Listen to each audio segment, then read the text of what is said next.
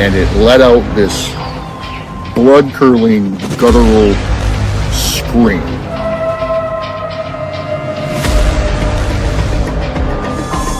On the side of the road, he sees a deer carcass and something eating on it, which he thought was a bear. And as the lights hit it, it stood up. And, like, this gives me chills talking about it. He said it stood up and it had the face of a man.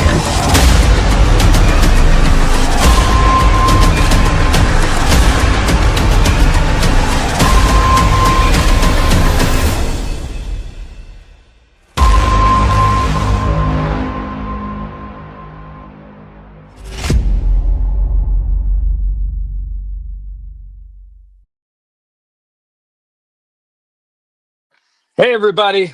Welcome to another episode of the Bigfoots of America podcast show. I'm your host, Bryan Sawyer, coming at you. We're going to jump right into it. This is episode 40. Now, give you some backstory really quick. I have been waiting to talk to this gentleman for about a year now. He's known as the Mountain Man on Facebook. He has spent 40 years out in the woods in close proximity to Sasquatch and Sasquatch clans and families. So without further ado, we're going to get to the nitty gritty. We're going to get to the real. He's going to tell us the truth. So hold on to your seats because I'm bringing him in right now. Hey, Mountain Man, you there? Hey, Brian, how we doing, buddy? Hey, man, doing good. Like you said backstage a few minutes ago, we've been waiting to do this for about a year. So let's jump right into it. Yeah, This is your episode. This is your story. We want to hear what you have to say. So go ahead. How'd you get started in all of this Bigfoot stuff? Well, actually, it started when my mother moved me up into the Shasta Mountains when I was 10 years old. And I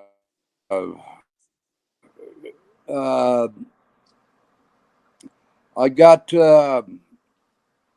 with this old antique dealer, and he was telling me about all these old gold mines and stuff that needed to be explored, and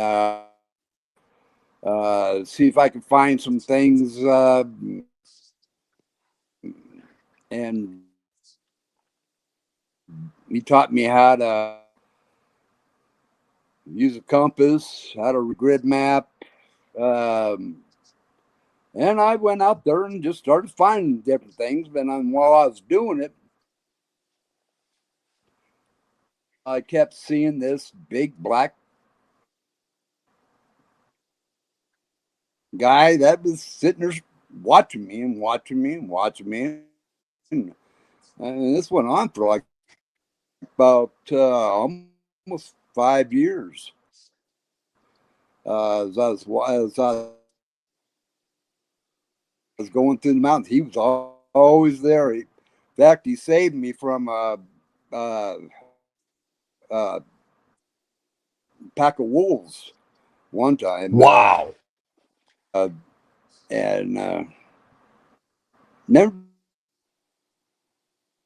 did get close to him, but yeah, that's pretty much how it started. And then through the years, I've gone up. I was a logger, and I built roads to the with the food service, and just than I would in the house. I just feel so much more comfortable, during the winter time, and I slept and lived in the woods. I've always been somewhat of a hermit, not a real lover of people, so it's still going. Still Okay. going. Well, that's part of the reason we're talking today is Yeah. because you've heard some of the stuff out there and what people think about Bigfoot and how they handle Bigfoot, and you want to get some truth out there. So let's hear your truth about Sasquatch.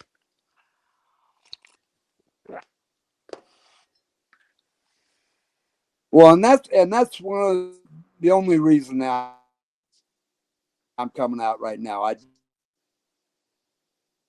did start writing a different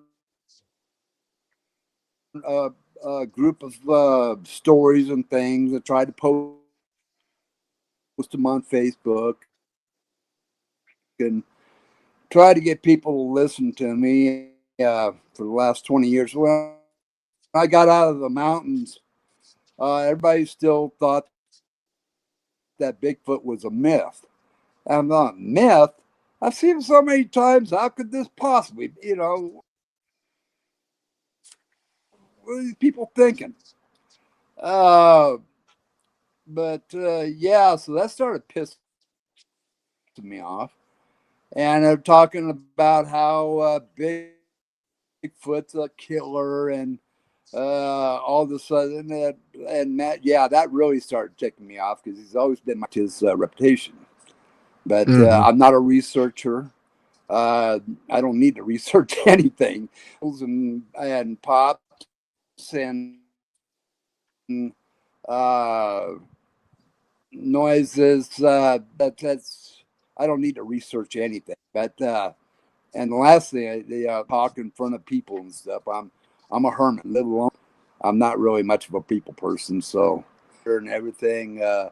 But just know what I'm talking. What I was really trying to get is people to start using common sense.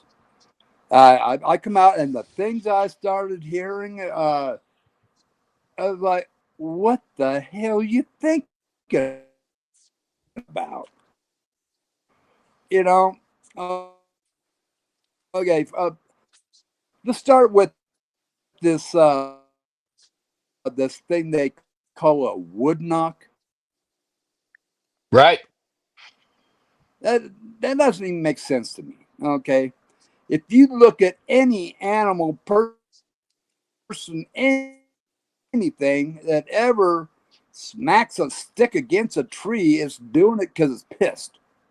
It's not doing it for communication. It's not, and that's how they communicate is with what I call tongue pops. Uh, Okay. if you Google it or go to YouTube, that's been around for 1,000 years. They actually have vocabularies out of it. And when you roll, you know, that's how they're doing it is with their tongue. We did it as kids. Uh, no, you want to get, hey, if you want to scare up, you want Bigfoot to stay away from you, you go start hitting the tree with a baseball bat. Mm-hmm. What makes him think that you ain't going to smack him with a baseball bat? And plus, it is a way of communication. When, let's say, a kid's lost or something, he's trying to find his family, and each one of them has an individual knock noise that the parents know, and the kid knows the parents knock. That's how they communicate. I've seen them from one ridge on through the other ridge, and them knocking back and forth, and then pointing what they all mean. I don't know, but I guarantee you, every one of your listeners right now can pick out their mother's voice in a crowd. Well, it's the Right. same thing with the knocks. The same thing with the knocks. Mother's got a very distinctive knock. Father's distinctive knock. The kids, each one of them's got their own distinctive knock. That's how they communicate long distances. Instead of yelling, "Hey, what?" and then someone else will knock back. I sat out there camping, and I do this just about every time I go out there set my tent up. And there's always some Bigfoot that's around, usually a kid. And then we'll start knocking back and forth, and they show me they're showing off to see how loud they can knock, and yeah, I'm thinking about getting a megaphone. Just you want to do it loud? I'll show you how loud you go. I thought about doing that, but they do not hit sticks up against trees. Nobody's ever gotten all a blurry picture or not. Nobody ever sees a Bigfoot walking around with a stick on a tree. And if they did, for some reason, they're not going to use a stick against a tree. And then you got to think that each tree is going to have a different sound. And you also got to think of during the wintertime, okay? Everything's wet. The bark is wet. The branches are wet. Everything's wet. You can take a regular freaking baseball out there and try to hit a tree, and all you're going to get is a thud. Okay, so they only knock during the summertime. Think of common sense. And this is all coming from those TV shows. Those TV shows, those guys are actors. Then there's producers, and there's editors, and there's directors, and they're telling them what to say, telling them what to do, that kind of stuff. It's not trying to find Bigfoot. They've been trying for 13 years to find Bigfoot. It took me last time 2 hours. 2 hours doing what I designed this way to find Bigfoot if I ever want to. Normally I don't have to. Normally I don't want to. Kid guy come up to me last time. He's about 5'6". And he started walking right straight up towards coming up the hill. I just walked up and wrote the story, and I put it out there. Your readers might have read that several times on Facebook. It didn't even take 2 hours to find Bigfoot. And here they've been going 13 years. If they really wanted to find Bigfoot, they would not have a problem with it, right? That old moneymaker who runs Bigfoot Research BFRO, right?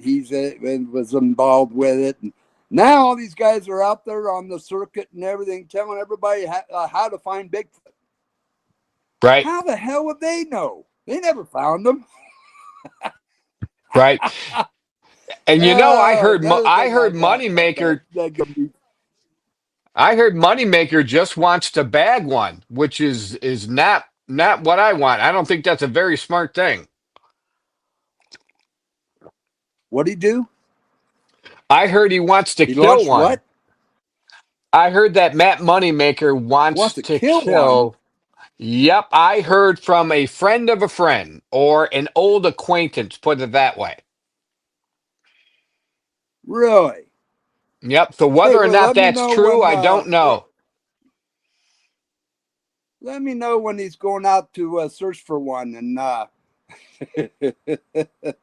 might be hunting for a moneymaker. Anyone tries to kill a Bigfoot in my presence? Oh no, you got to go through me first, man. They protected me. They protected me pretty much most of my life. They're not killers; they're protectors. They are, and if you look at history, the Indians have a big, long history with Sasquatch and Sabe, Bigfoot, whatever you want to call them. That they were put on this earth as a protector, kind of like the forest version of angels.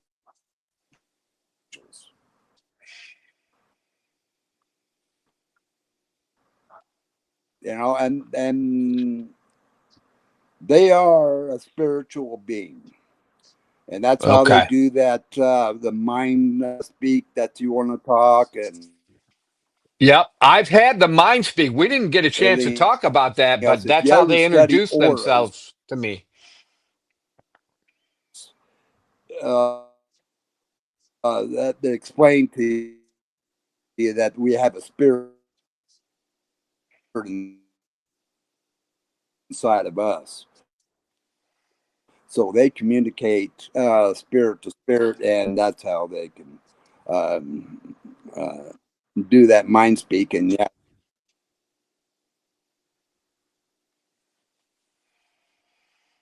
Fantastic.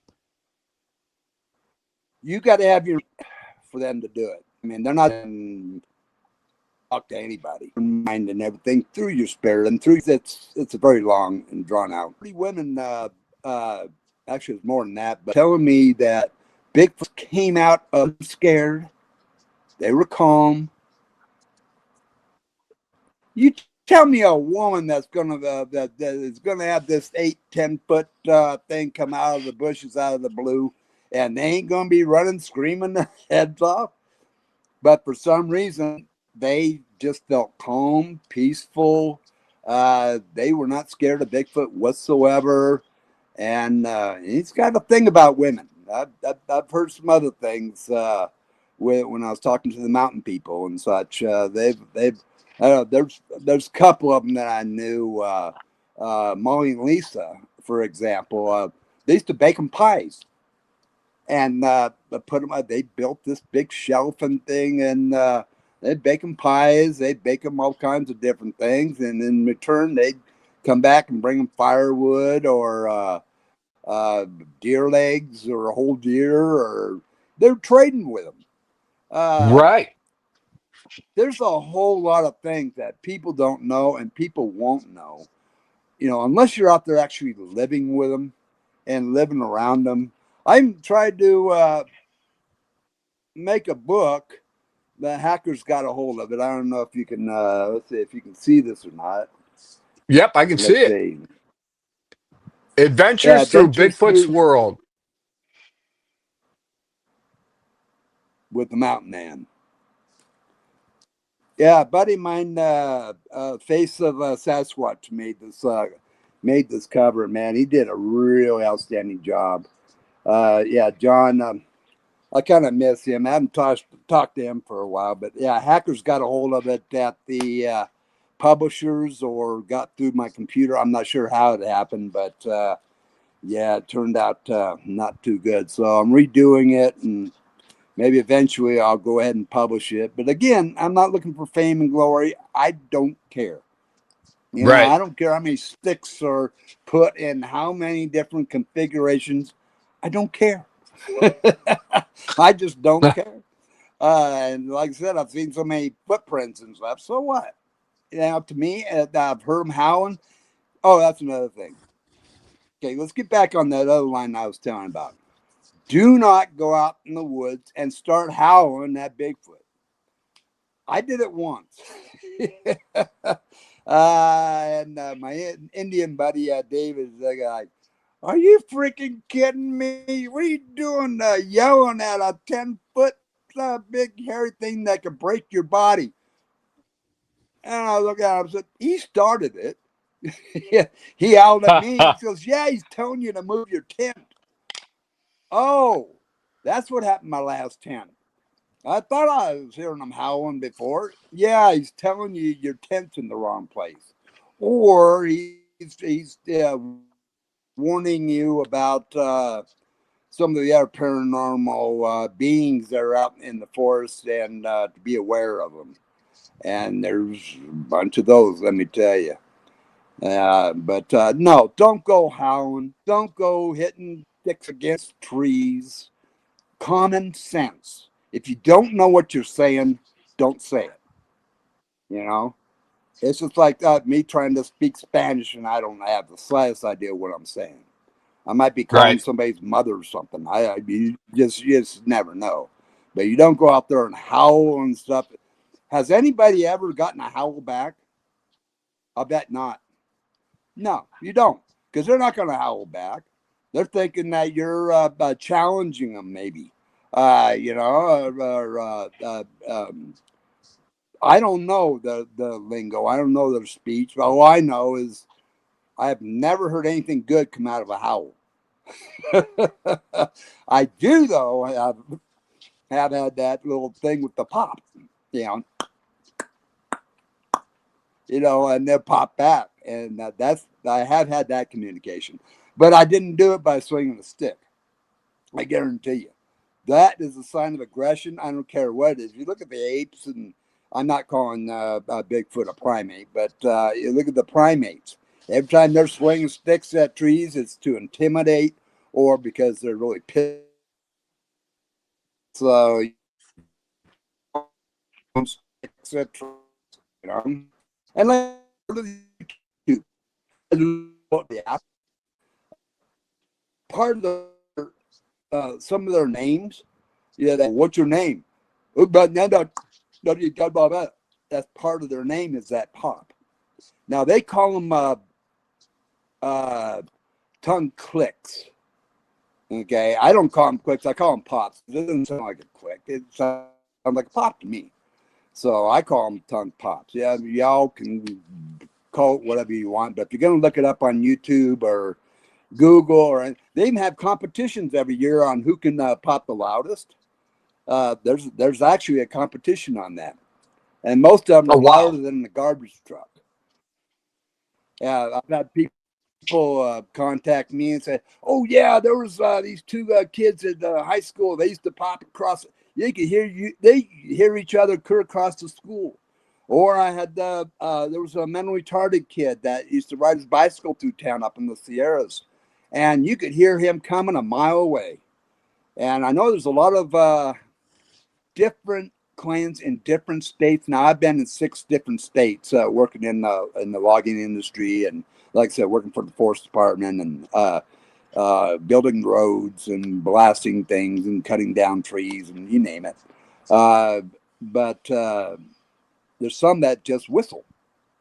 They didn't pop; they whistle. And there's also a lot of history in that whistling. If you look at organized Bigfoot research, started like 1920, I believe. And I've got a whole lot of papers from past researchers on what they found, what they saw, and one of the things that they came to the conclusion in about the late 40s, early 50s, was searching for Bigfoot at night was a waste of time. It was about the stupidest thing. They all started thinking, well, we were seeing them at night, and so we were searching for them at night, but looking for something black when everything is black just makes no sense. And we're back to that common sense thing. Now, I lived up in the woods, and I guarantee you, I would not go farther than about 30 feet from my tent unless I really had to at night. Because there's too many things out there just that'll fuck up your world. I mean, you Mm, hit a badger hole. I've hit a few badger holes with the badger still in it. That was, yeah. That never turns out good. And some the badgers like to, just sit there with their head right at their hole. But porcupines, uh, cougars, you might come close to a bear's den that has a couple cubs in it. There's just it's stupidity. You cannot walk quietly at night, and nobody has ever found Bigfoot at night, unless it's been maybe a thermal cam or something like that. They've all had their sightings during the day. So right. why are you searching at night? Because these actors on TV did it. Oh well, they did it, so I got to try. I got to do it. And that's another thing. Freud says doing the same thing over and over and getting the same results over and over. What is that called? Insanity. That's right. Isn't there a point where you're going? Everybody's searching at night and nobody's finding anything. At what point do you kind of look at it going, this is really stupid? But Mm, like I said, that's common sense, and it just seems to be evading people. They're listening to these researchers that are coming up with some of the stupidest things. I I don't even know where they're getting them from. But these researchers, in order to stay popular, have to come up with something new, something different, something that nobody else is saying, or something like that. There, and I just look at it as just common sense. How does that even make any sense whatsoever? Freaking ever? right. So you were saying that you had some questions for me. Yes, sir, I do. I I would. wanted to ask you about the 6 steps. Um, I've been very fortunate. I have a location where there's a whole clan at. They've been, very kind. Um, I've had the mind speak. So I've had everything except like a full on sighting. So I'm going back there tomorrow during the day, tomorrow night, and then Friday during the day. You said you kind of had like 6 pointers to Right. give? What are those 6 pointers? Well, first of all, if you're getting the mind speak and everything, they recognize you as a good person. Okay, Okay. that's important. Uh, but What they told me was is it they said thanks for friendship. okay, My name is Scout, and could you they said thanks for friendship. That was one. Two was Scout, and then they said forest people. So I knew right then they said thank you for friendship because I had gifted them, cantaloupe and peaches and apples. And then I had also asked what their name was. And so they replied Scout. And then the last part was on their own that I knew they wanted to be referred to as forest people rather than the cliche Bigfoot. right, they don't like the word Bigfoot. Um, but there are forest people Yes. and actual people.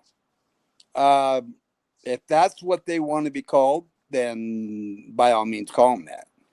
Yep. My these 6 steps that I was talking about. Uh, Matter of fact, I thought it kind of interesting when I started looking at those papers I was talking about from back in the 40s and 50s and 60s, 70s, that sort of thing. These were all the top researchers of the time. They all stopped searching at night because it was worthless. Nobody had ever seen one at night except for one guy that kept saying that he did, and nobody believed him. Why did only one person out of 1,000 see him and nobody else did? So nobody actually believed him, and I don't believe him. Uh, Okay. to this date, nobody's ever actually seen one at night, but you still get people willing to go out at night and go running through the brush and scaring all the animals. And that's one of my biggest pet peeves is you're scaring the animals. It's there are predators that are out at night, but for the most part, the ones that are not predators, that's their sleep time. And Mm, you're scaring the crap out of them. You see a whole bunch of humans walking around and cracking on branches, and you can't walk silently through the forest. I don't care if you got a flashlight or not. And the flashlight's going to be seen about a half mile away anyway. So it's all worthless. It's all Bigfoot knows you're there before you even park your car or truck or what have you. I guarantee you. Me right. being living in the forest for so long, I knew you were coming 10 miles away. You could hear it echoing through the valley. It just, you're not going to sneak up on Sasquatch. You are not going to sneak up on them. All right. Right. And they're not going to show themselves to you at night. All right. It's just not going to happen. So, and my points to give you the basic of it. And like I said, they figured out about 75% of it on their own. And this is stuff I was developing for like 30 years. Um, but it's has to do with mindset. Okay, letting them know that you're not there to hurt them, and you're not that eager to see them. If you do, you do. You don't, you don't. That kind of thing. Right. All of a sudden one does pop out about 100 yards away. Don't run for your camera. They'll never come close. Okay. Uh, but they want to know your mindset. So by just walking around casually, man, it's in my book. It's on page 85. Awesome. uh, but you're just enjoying the forest. You're enjoying a walk. You're just casually clicking around. You got a whole bunch of apples or peaches or whatever's available, that sort of thing, and you're Right. talking to them as you're walking around. Me, the last time I went down there, I saw this old growth forest, and I thought, I'll bet you there's a Bigfoot down there. I'll bet you the Sasquatch down there somewhere, you know. And I went down there, and I did see tracks of deer, bear, elk, and then I got a whiff of what I know. Yeah, I got a whiff, all right. And that's when I just turned away. Then wasn't out there looking for him. Okay, where's he at? You know, like I didn't bring out my binoculars to look for him or anything. You got to let them come to you. It's got to Okay. be their choice. All right. You searching for them, you're not going to find them. Then they're not Okay. going to come out and be friendly to you. Okay. That's the mindset is the most important thing. But I sat there and I just took my shoes and socks off and had a little stream right there and just put my feet in it and sat there and just drank my beer. Nice. And I could smell them. I knew they were close. I knew something was close, but I didn't look around for it or anything else like that. And one of the things I wish I had done and I should have done, being that this was only like about 2 or 3 years ago, is I didn't the the steepness of that hill just came walking down. And so now I'm old, you know, I am turning 16 soon.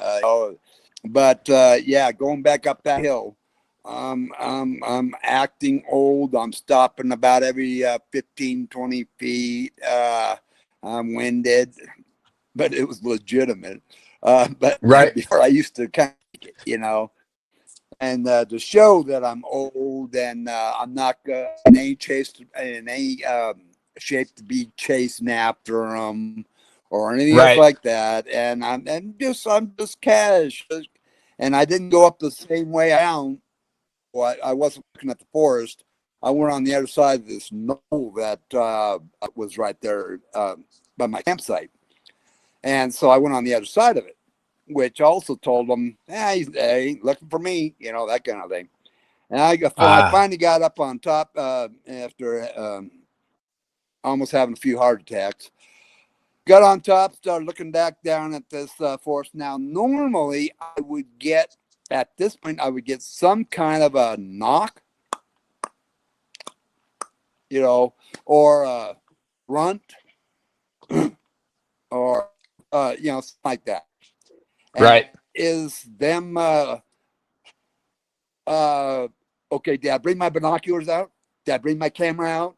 You know, that's another test. It's a test to see how eager you are. Are you really looking for them? And I Gotcha. didn't do it, you know. But well, that's what's happened in the past. This time was a little different. This time I'm looking down and I see this thing coming up at me on the shadow part of that knoll, and I thought it was you know, it's open range for cows, so I figured it was one of the farmers. He's checking on his cows or something. Until it hit the sunlight, and then I noticed that that wasn't a bib overall he was wearing and a bunch of clothes.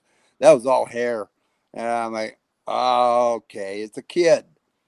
Never had a kid just walk up on me like that, but okay, that's. And then there's only one trail that went up to the side of this knoll, and he knew just where it was and everything, and went up to the top of that knoll. And then once he got on top of the knoll, then it was a straight path, right straight to me. So I moved my chair right in front of the path, and that way he had to, I made him either go around me or through me, or he's a 5'6" kid. They love to play with you. They love to play with you. And so I hear I'm looking at him through the bushes and everything, and I hear that knock go again. You know, he knocks really loud. And I tell you something, that thing just echoed through the canyon that I'd walked down into. But yeah, it just echoed through the canyon. Sounds like Babe Ruth hitting a grand slam home run with a wooden Wow. bat. That's exactly what it sounds. Oh, it's so loud. Let me tell you, you can hear it a mile away easy. But so he's knocking. So he's trying to make me chase him. That's what they used to do all the time when I was up in the mountains, Oregon, Washington, Idaho, Montana, Wyoming, and now Colorado. They love to knock. They'll be sitting in the bush and they'll knock to see if they can get you to chase them because they know that you ain't gonna catch them. But I Right. was sitting there. I moved my chair and I'm waiting for him to come up and then he just stood back behind this one bush and just kind of hunkered down. And so I knocked a couple of times. I said, "What you gonna do now, little guy?" And then all of a sudden I heard move from my left over, and I looked for my all of a sudden I looked to my right, and he's like 10 feet away from me, just booking it across the road and up the 20-foot bank. And he got up on top of that bank, turned around, looked at me again with his arms wide open, and going, knocked again. I said, "You son of a bitch!" I got outsmarted by a freaking Bigfoot kid. Yeah, I found out, the next day I went and looked. I said, "What made all that noise in that bush?" That sucker had grabbed this big old cow patty and thrown the dang cow patty into the bush on my left to get my attention this way, and then ran off to my right. Sucker outsmarted Wow. me. Those Nice. kids love to play. The parents hold them in until they're about 12, 13 years old, and then they let them loose. I mean, to a point, they're on somewhat of a leash, but they let them go out there and play, and they do that. They do like to throw things at your tent, and just to get you out there and get you to try to chase them. I used to bring these little beach balls, multicolored beach balls. Oh Hmm. man, you want to drive a little big easy. You go bounce one of those things, and they get excited. They want to go play with that. But anyway, that's the basic attitude. Is now I didn't even get to step 3 before he started walking up on me. That was Wow. so. And that took an hour and a half. Actually, it took 2 hours. And an hour of that was me drinking beer. Oh, but these guys have tried for 13 years and couldn't find a Bigfoot. I found them in a couple hours. We'll say a couple hours, but that's me drinking beer. Hey, But now anyway, the you next had to steps. go ahead. Go ahead. Well, the next steps are putting out your gifts, the apples, the peaches, whatever it Uh-huh. is. I'm not going to tell you what I did with one time. I made a mash, and I got me a mop and a bucket, and made a mash of peaches. And I painted, I don't know, about 30 trees all over a 100-yard area just to piss them off. They were looking for the source of those peaches. And I had some dried leaves I put at the base of the trees, and I painted them. I got a painter's pole. I painted them way up there, like 15 feet up. So they had to go up and try to find these peaches. And yeah, you could hear them. Yeah, it pissed them off until they finally found. I did leave a bucket out there with about half full, full of the peach stuff. So they did get a reward. But yeah, I had them searching for those peaches forever. But anyway, you put some apples out.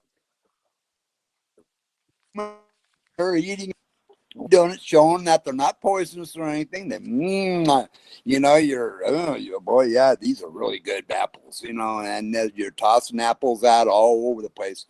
Music, music is the key. Now, what I found is they do not like hard local. They'll throw shit at you. But they do like James Taylor, Croce, just about anything country. Okay. Yeah, they love the music.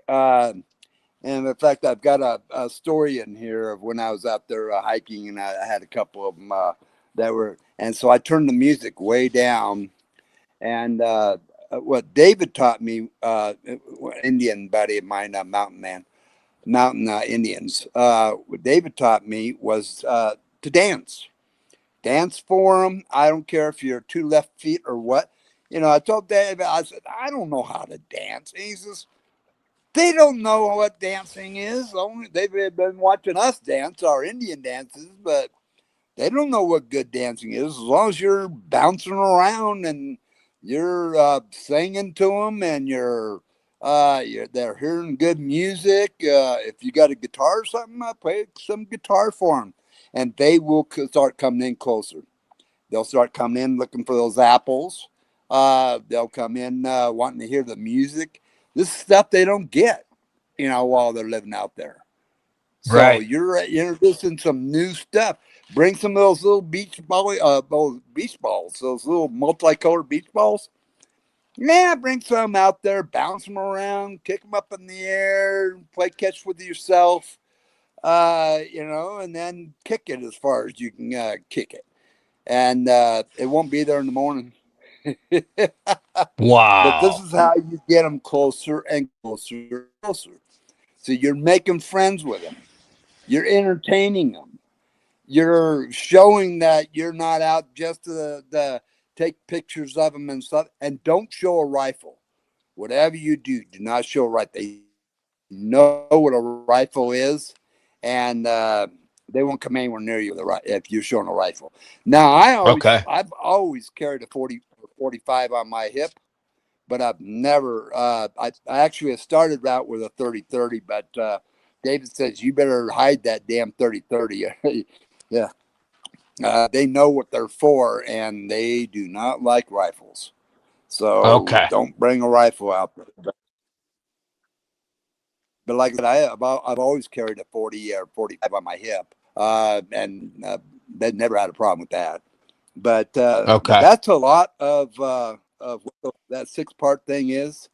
It's just showing them that, hey, I'm just a good person. You're talking to them. You're bringing them some apples and such, and you're playing them some music. And what I used to do is start out with the music low. Uh, but actually, no, I started out with the music high, so that way I could attract them. They could hear me from a long way away, and then that would bring Uh-huh. them in. And then a little later on, I would start turning the music down just a little here, little there, little bit at a time, and they just get closer and closer and closer because they wanted to hear it. But don't expect them to get any closer than about 30 feet. Okay. Okay. But Uh, they will come in closer, and that's another thing that those researchers found out back in the 40s, 50s. Instead of searching for them like they would have two guys out there watching the camp at night, and all of a sudden they were getting all kinds of sightings at night, just sitting there because they weren't out looking for them. They'd okay. just be Great. sitting there, and they would play music and that kind of stuff, and it would bring their curiosity. Work on their curiosity. Don't try to find them because you ain't going to find them. If you go looking for them, you ain't going to find them. But Okay. you can bring them to you. And that is the key to finding Bigfoot. Fantastic. Well, I What's your have next written question? down everything you just said. So I'm very excited to get out there for the next couple of days and do all of that. Now, you had mentioned one other thing, that we don't have to worry about Bigfoot. But there's another creature out there similar to Bigfoot. It was reddish or something that is kind of the nemesis of No, Bigfoot. the, the one.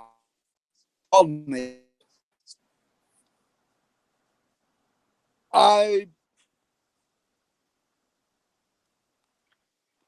yeah, I really don't want to talk a lot about. They're a little shorter, red face. auburn hair. They're enemies of Bigfoot. Yes. I don't want to go into a lot of that. It's almost like talking about skinwalkers. Okay, then let's If you not. know what I mean. That's all I need to know. My girlfriend is half Mexican, but to me she has a lot of Native American in her. Her features are very Native American. I'm Cherokee Indian, well, a quarter Cherokee Indian, and then well, she had a dream Well, about it. We Mexican is half Yeah, Indian, half that's Spanish. right. That's the way I look at it. And so we had talked on the phone, remember last week, and you had told me about this creature. She knew nothing about it, and she had a dream about it. What are your thoughts on that? Those are you hear a lot about them up in Alaska and Canada, northern Canada, northwestern Canada. Uh, that's I think those are what people are mistaking as far as being the evil Bigfoot. Okay. Because their build is a lot like it, and that's what I was talking about. The skinwalkers. You ask any Oh, native Indian, they are not going to talk about skinwalkers because if you talk about them, you're attracting them, okay. We and won't talk that's about him why then. I don't. Yeah, that's probably why she had the dream about them, Well, and that's because what's the spirits interesting because were. you and I had talked about it. I had not told her about it, and then she had a dream about it. So that's what was crazy. Well, So we will no longer talk about it.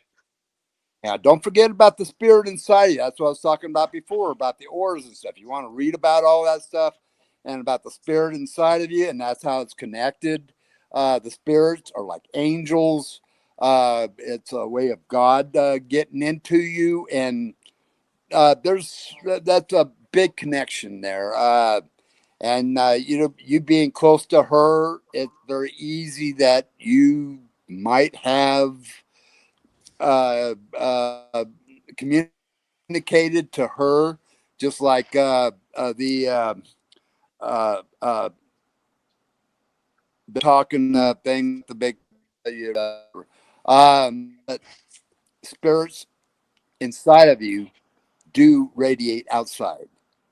Okay. And that's like, Okay. again, we're getting back into the auras and plasma and dragma and a whole bunch of other stuff. But yeah, that's a very long conversation for another day. No, that's okay. That's okay. I appreciate all your time and glad we finally got together to talk about this stuff.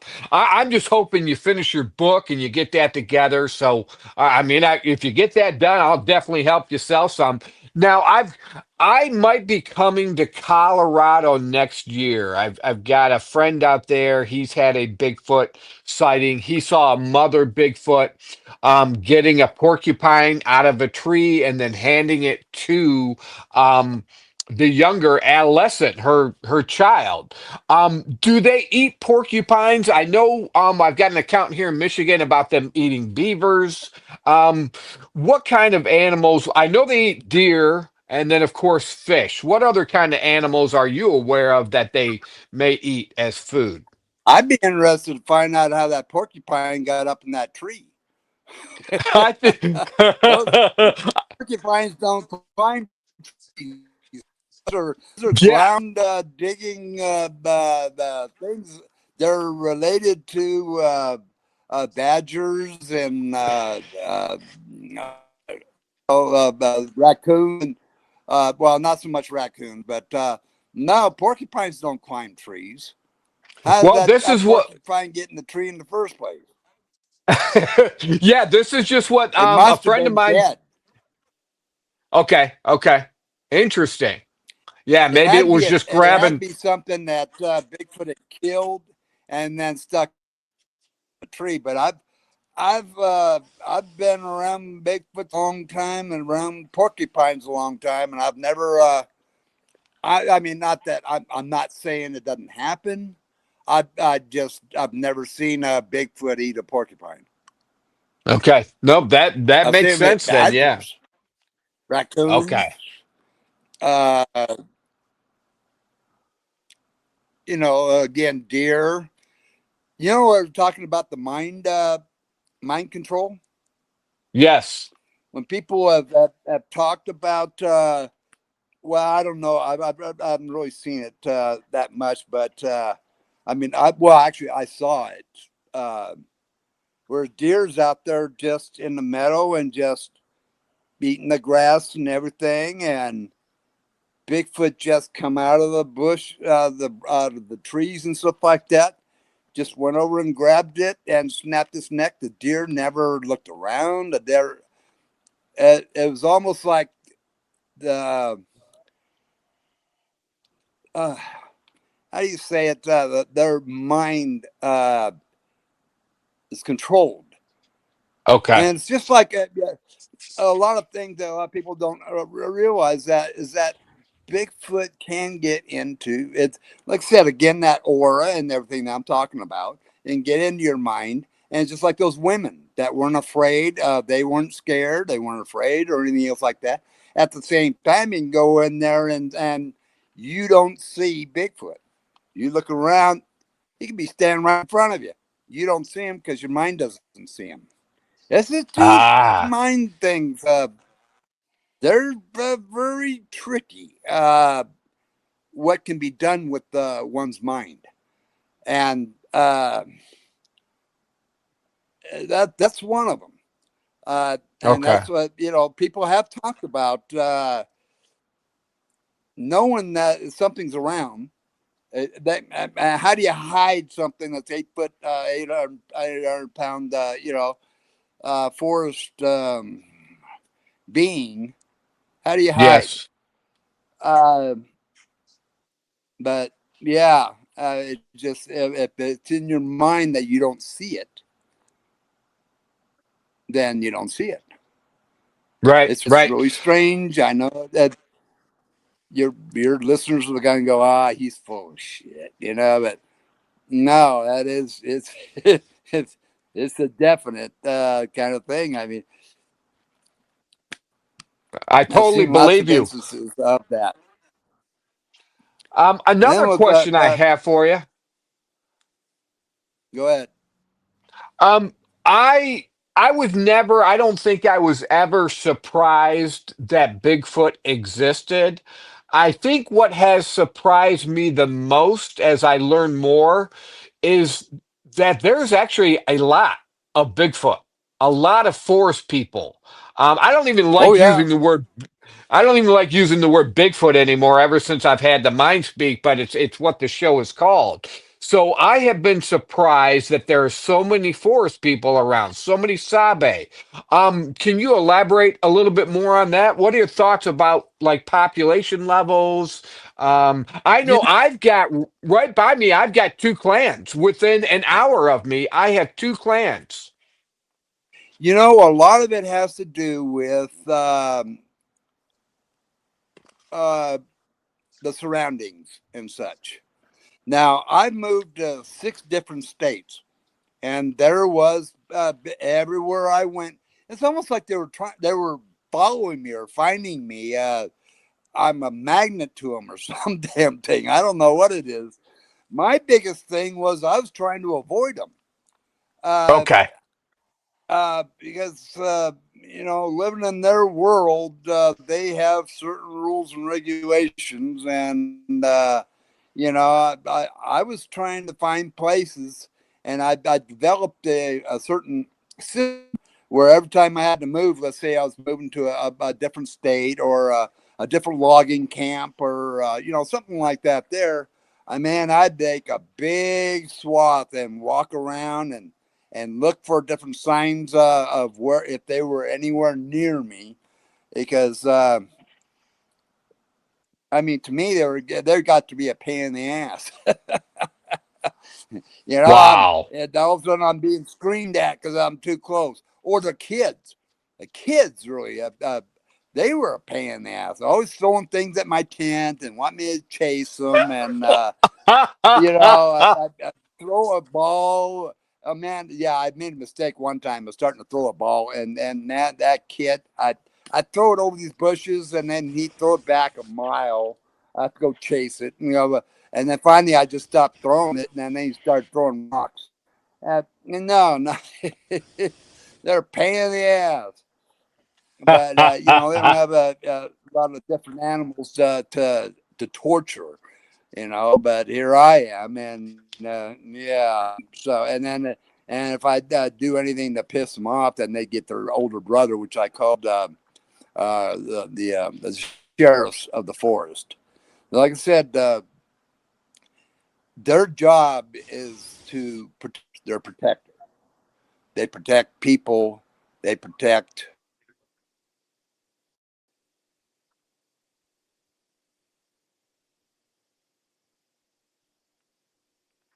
evil stuff. Not all spirits are good spirits, and Okay. yeah, but they are a protector, and that's what. But their kids are a pain in the ass. And I'll say it right now too. I say to their face, I tell them, get your kids away from me. But What's yeah, the they seem to let's be just about everywhere I went. Okay. Let's talk about I'm very simplistic. I like to keep it simple. What are some of the different color Sasquatches you've seen? See, here in the thumb of Michigan where I live, I've with all of my eyewitnesses, we've seen brown ones, black ones, gray ones, which I figure are just older ones, and then we've even seen, of course, a white one, and then there's been a couple of that have been kind of orangutan color. What color were your Sasquatch? What was their hair color like and their skin color like? Well, that's what I was talking about. The orangutan looking one. That's the evil one I was talking about. Now, I Okay, had never okay. seen regular Bigfoot redhead. I've seen black, brown, dark brown, and brown. Uh, the scariest one was when I was about 15. And I've got a story in my book about that one. That one was older, and it had like white hair and like mange. Uh, Oh, oh man, that for that was definitely the scariest one I ever seen in my life. And it had a freaking wolf that you could put a saddle on. That damn that wolf was. I something that starts with a D or something like that. There, that's supposed to be extinct. Uh, oh, a dire wolf. but this thing, what's that? A dire wolf? Yeah, yeah, Yeah. that thing. I saw a description of that the other day, and I'm going, that's what I saw. That was what was right next to that Bigfoot with mange.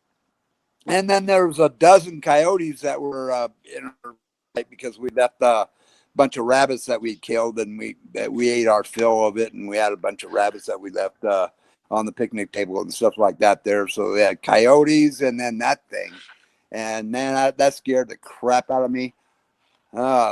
Yeah, but Was it so it was for with the the most part, wolf though, almost like they were almost like companions, the Bigfoot and the wolf?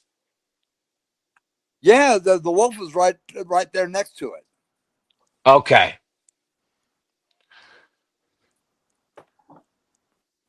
Wow, To good plug stuff. this thing. But No, no yeah, problem. dire wolf or something. I'd never heard of it before. Matter of fact, all these years, nobody'd ever mentioned that. When I see it,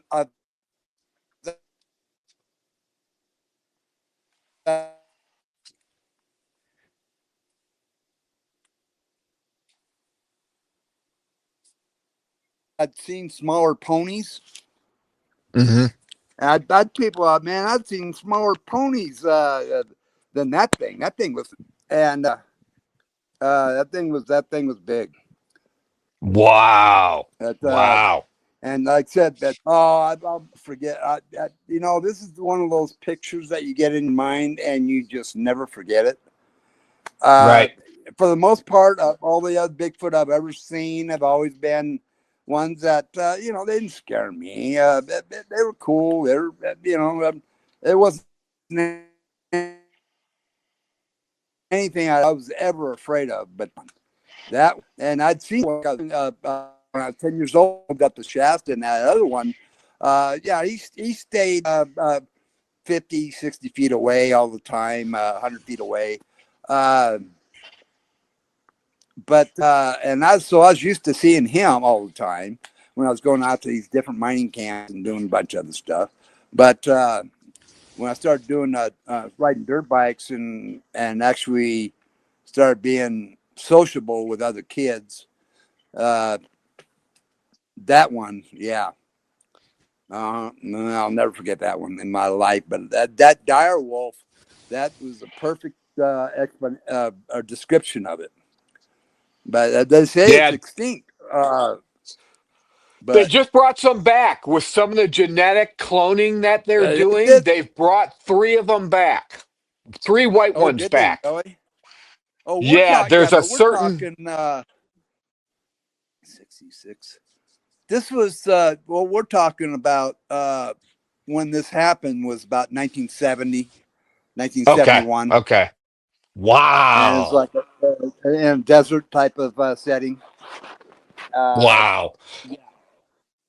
So What's the tallest I don't know. one you've ever seen? What's the tallest What's that? Sasquatch you've ever seen?